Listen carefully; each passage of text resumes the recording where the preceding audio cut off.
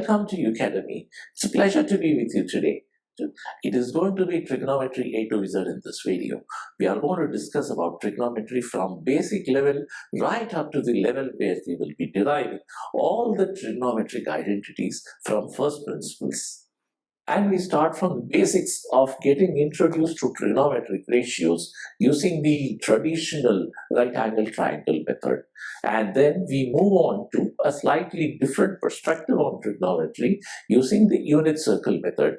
The unit circle method actually gives you a very firm footing on the subject, and it gives you a fantastic mental picture about the entire trigonometry as a subject from a bird's eye view. Today's session is going to be very useful for students at introductory level, that is at 10th standard level, or just getting introduced to the subject. It is also going to be useful for senior secondary level students who are into slightly advanced level of solving problems using trigonometric identities. Let's jump into the subject right away. Trigonometry is a union of two Greek words that are trigonon, meaning triangle, and metron, meaning measurement. It has history dating back to 5th century BC. Throughout history and in the present modern world, trigonometry is used in celestial mechanics, surveying, navigation, civil construction, and pure and applied mathematics such as complex analysis and much more. The most remarkable formula in mathematics, which is e power I pi is equal to -1, given by Leonhard Euler, has trigonometry embedded in it. Let's draw a right angle triangle. Let's mark an angle theta, which is not the right angle. The longest side is hypotenuse, and the other two sides are named intuitively as adjacent side and opposite side. Many students learn the following trigonometric ratios by rote memorization. Let's now define the three trigonometric ratios and its reciprocal ratios. Sine theta, which is usually written as sin theta, is equal to opposite side over hypotenuse. And cos theta, or rather cosine theta, which is usually written as cos theta, is equal to adjacent side over hypotenuse. Then tan theta is equal to opposite side over adjacent side. Let us define the reciprocal angles. Cosecant theta is the reciprocal of sine theta, which is equal to hypotenuse over opposite side. Similarly, secant theta, which is a reciprocal of cos theta, is equal to hypotenuse by adjacent side. And the reciprocal of tan theta is cot theta, and which is defined as adjacent side by opposite side. You may notice that tan theta is actually equal to sine theta by cos theta. Similarly, cot theta, which is reciprocal of tan theta, is equal to cos theta over sine theta. The sine, cos, and tan theta values change continuously as the value of theta changes. Let's get an idea about the behavior of sine, cos, and tan from 0 to 90 degrees. What we can observe? We can observe that when theta increases from 0 to 90 degrees, sine theta increases from 0 to 1, and when theta increases from 0 to 90 degrees, cos theta on the other hand decreases from 1 to 0, and tan theta increases from 0, and it increases exponentially from 0 to a very large value. This method of learning trigonometry is very easy and is taught in high school mathematics, but the treatment has its shortcomings. The shortcomings are that trigonometric ratios explained using a right angle triangle is not complete. The treatment is also not very rigorous. For example, what about triangles that are not right angled? Are in the ratios defined for non-right angle triangles? What about angles greater than 90 degrees? What about the SI unit of angle, radians? You will find the answers to all these questions and much more in the next section. Let us start with an empty space. Imagine two oscillating objects an yellow one oscillating up and down, and an orange one oscillating left to right. What do you think these are? What is your idea? Some of you may be thinking maybe these two objects are actually revolving around a common center but in two mutually perpendicular planes. And we are just looking at the side-on view. You could be right. Now, what is the connection with trigonometry? Let us start by adding a circle, the green one here, and add another object to this puzzling scene, a larger object, a largish red object.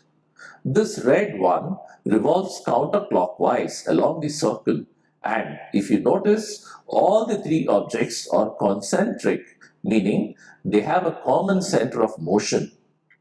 Notice that the frequency of the yellow and orange objects match exactly with one rotation of the red circle. You need trigonometry to describe this sort of system.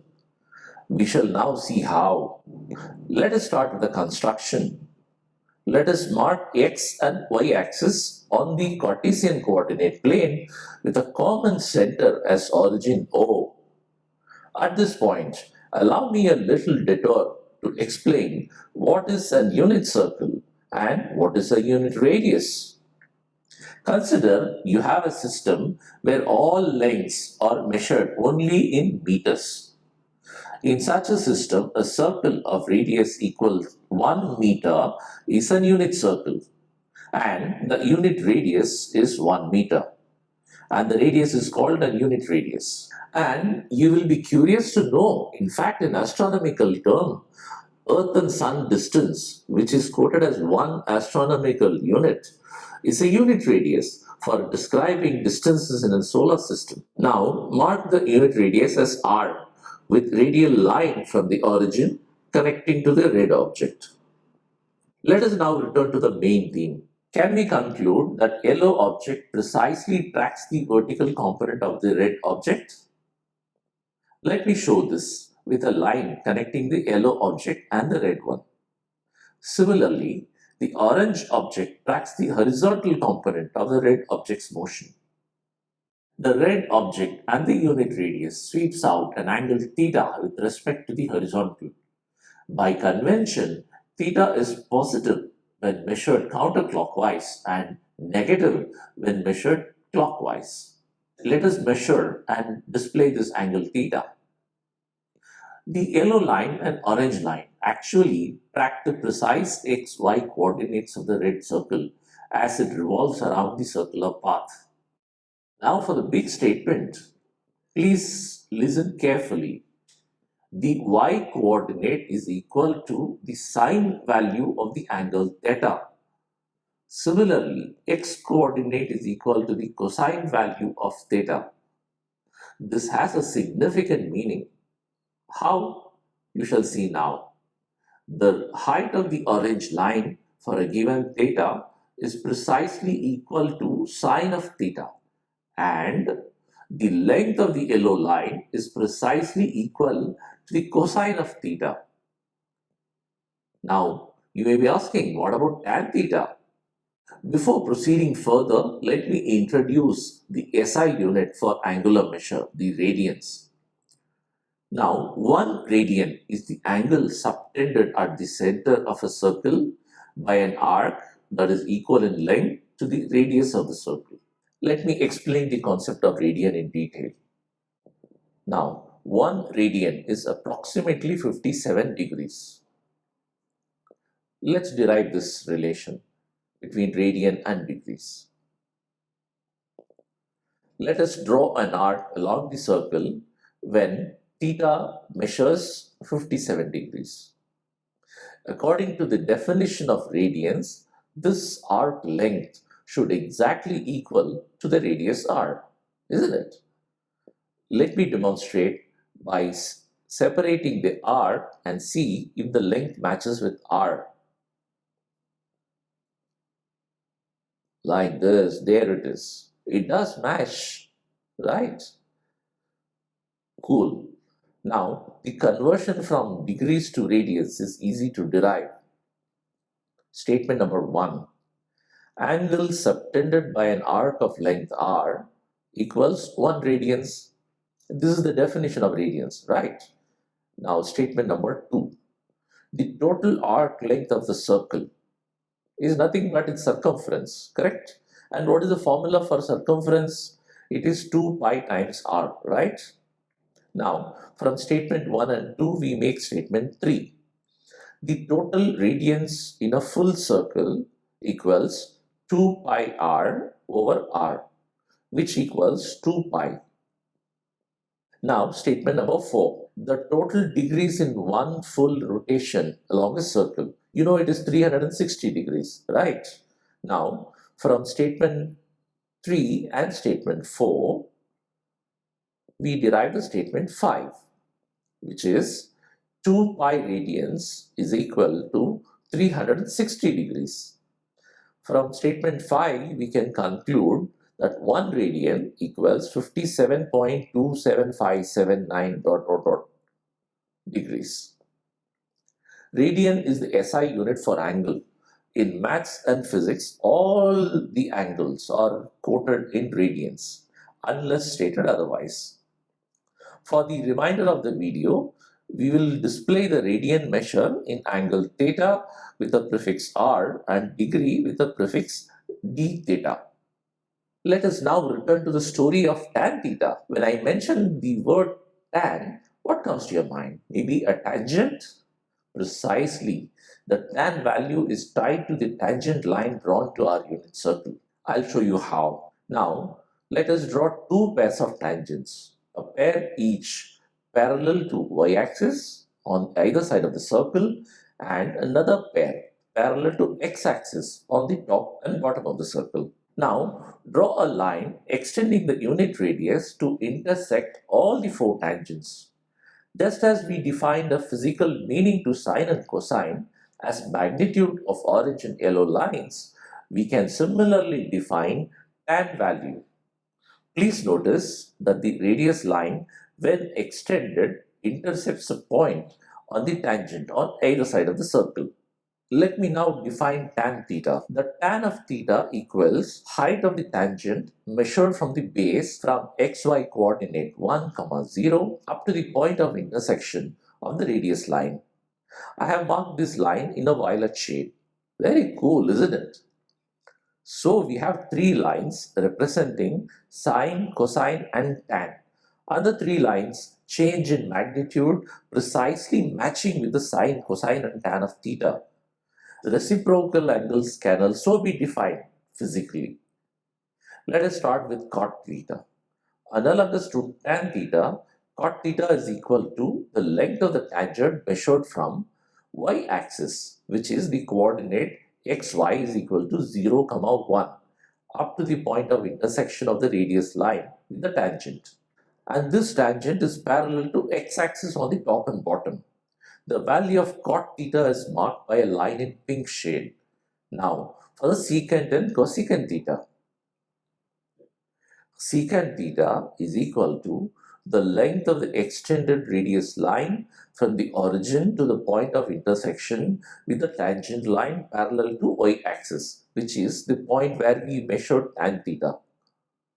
And cosecant theta is equal to length of the radius line from the origin to the point of intersection on the cotangent line. Things are getting more exciting, aren't they? Let's return to the moving circles. Please note that I have not marked secant and cosecant just to ensure that we do not clutter the scene. We can actually infer a few important trigonometric properties just by glancing at this beautiful system. Notice that for small value of radians, that is capital R, sine value is equal to R. This is true for values of r at least up to 0.38 radians. Now, what does this mean? This means that for really small values of angle, theta in radians, sine theta is nothing but equal to theta. This property is used very often in maths and physics in practical situations for small infinitesimal values of angles. A very significant result. Next, notice for theta equals 90 degrees, the radius line is precisely parallel to tan theta line. Hence, the radius line never intercept the tangent representing tan theta, which explains the fact that tan theta is undefined at theta equals 90 degrees and is usually taken as infinity. Same is the situation for tan theta at theta equals 270 degrees. Similarly, for theta equals 0 and 180 degrees, cot theta is equal to infinity because the radius line is perfectly parallel to the cot theta tangent. Correct? Next, as the sine and cosine lines go one full circle, their values alternate from positive to negative values. Let's consider the first quadrant where the theta is between 0 and pi by 2. Let us get used to radians measure for a change. That is, in first quadrant, the theta is from 0 to pi by 2. We had earlier derived that full circle is 2 pi radians, correct? Hence, each quadrant measures 2 pi divided by 4, which is pi by 2 radians. I have marked the radians measure along the green circle rather, as 0, pi by 4, pi by 2, 3 pi by 4, pi, etc. up to 2 pi. Okay, let us return to the story for the first quadrant, where theta lies between 0 and pi by 2. Notice that both yellow and orange lines are in positive x and y axis respectively. Hence, sine and cosine take positive values in first quadrant. As a consequence, all the other ratios, tan, cosecant, secant and cot are positive. Further, in the second quadrant, when theta lies between pi by 2 and pi, notice that the yellow line flips on to negative x-axis, whereas the orange line stays at positive y-axis. What does this mean? This means in second quadrant, cosine takes negative values and sine remains positive. Since all other ratios are related to sine and cosine, we can conclude that in second quadrant, tan is negative, cosecant, which is reciprocal of sine, is positive because sine is positive. Secant, which is reciprocal of cosine, is negative because cosine is negative. And finally, cot is negative because tan is negative. Let's move on to the third quadrant, where the angle theta lies between pi and 3 pi by 2. Notice that the orange line flips on to negative y-axis and the yellow line stays in negative x-axis. This means in third quadrant, both sine and cosine are negative. However, tan is positive. Why? Because tan is the ratio between sine and cosine, right? So, negative divided by negative is positive. So, tan is positive. So, what does this mean? Both cosecant and secant are negative and cot is positive because tan is positive and cot is nothing but the reciprocal of tan. Let's move on to the fourth quadrant, where the angle theta lies between 3 pi by 2 and 2 pi. Notice that the yellow line flips back to positive x-axis, whereas the orange line stays at negative y-axis. Hence, sine stays negative, but cosine becomes positive. So, tan is negative, cosecant is negative, secant is positive, and cot is negative. Very interesting, right? This is turning out to be a treasure trove of information. We are not done yet, folks. As the theta value changes from 0 to 2 pi, the ratios of sine, cos, tan, cosecant, secant and cot take on a set of different values. Plotting these values in a graph gives a very good picture of how the trigonometric functions behave. Finally, let me run the animation backwards a bit. This means that the red circle revolves clockwise. Remember that we mentioned that theta is measured negative in clockwise by convention. Hence, theta is equal to minus theta when going clockwise. When I run the animation clockwise, notice that cosine line stays at positive x-axis, whereas the sine line starts off with negative y-axis. What does this mean? We have just verified that sine of minus theta equals minus sine theta and cos of minus theta is equal to cos theta. It is very useful to learn trigonometry from first principles because it makes your fundamentals robust and strong, and this is very helpful when you encounter tougher problems in your higher classes in trigonometric identities. When I first encountered this sort of definition, I was wondering why in school they don't teach this method which is very intuitive and it is from the basic first principles and is easy to remember and visualize. So we have drawn a beautiful picture about physical representation of all the trigonometry ratios. Now we will put this into practical use and derive all the trigonometric identities right from first principles using this diagram. Welcome to Ukademy. இன்னைக்கு நம்ம பார்க்க போகிறது ட்ரிகனாமெட்ரியில் unit circle, அதாவது ஓரலகு வட்டம்.